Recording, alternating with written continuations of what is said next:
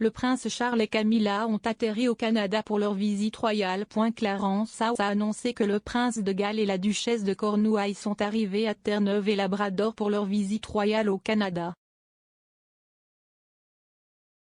La visite les verra parcourir plus de 2000 miles en 3 jours, se terminant le 19 mai. Il est beaucoup plus court que les visites royales habituelles, qui durent généralement au moins une semaine.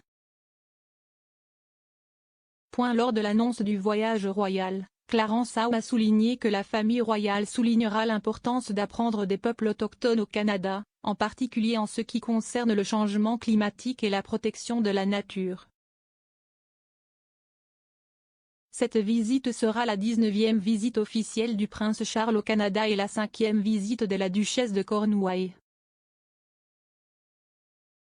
Une déclaration sur la visite du bureau du gouverneur général du Canada se lit comme suit: « Cette visite est une chance pour nous de montrer l'évolution de notre pays, notre société diversifiée et inclusive, ainsi que la résilience des communautés autochtones. » Le premier jour, le couple assistera à une cérémonie qui reflètera la riche tradition de chansons et d'histoire de la province et comprendra des spectacles autochtones. Le prince Charles devrait également prononcer un discours lors de l'événement. Le deuxième jour, ils visiteront Ottawa, rejoignant la gouverneure générale Marie Simon au monument commémoratif de guerre du Canada. Ensuite, ils rencontreront des membres et des organismes de la communauté ukrainienne du Canada. Le troisième jour, le prince Charles rendra visite aux Rangers canadiens, suivi d'une promenade à côté de la route de glace d'État avec des dirigeants autochtones où ils discuteront de l'impact du changement climatique dans la région. L'itinéraire complet de la visite royale peut être lu ici.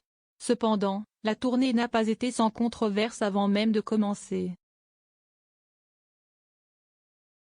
S'exprimant sur GB News, l'expert royal Rafe Edelmanco a discuté de la courte tournée de Charles et Camilla et de la façon dont il s'agit d'une gifle pour la monarchie britannique.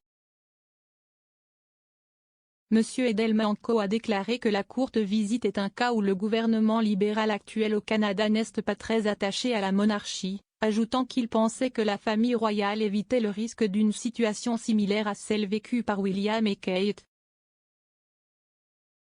Dans les Caraïbes, le duc et la duchesse de Cambridge ont depuis exprimé le désir de moderniser la monarchie, notamment en supprimant les titres et les révérences. Il a poursuivi, normalement, la famille royale venait pendant une semaine, parfois même 2 semaines, plus de 2 semaines en ce qui concerne Charles en 1983, avec Diana.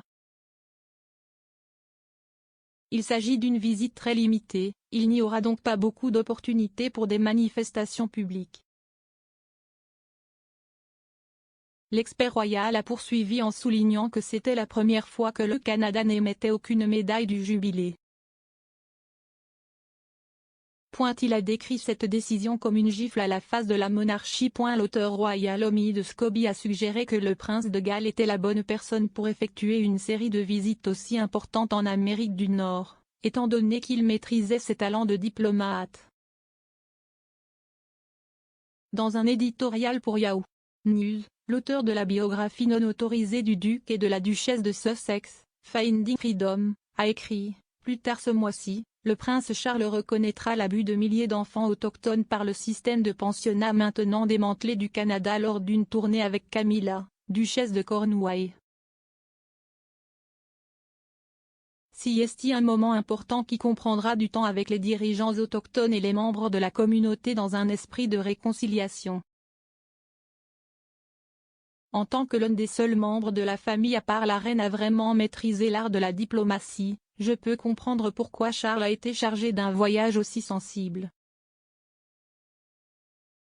Le Canada accepte la découverte l'an dernier de centaines de restes d'enfants autochtones sur les sites de 5 anciens instituts.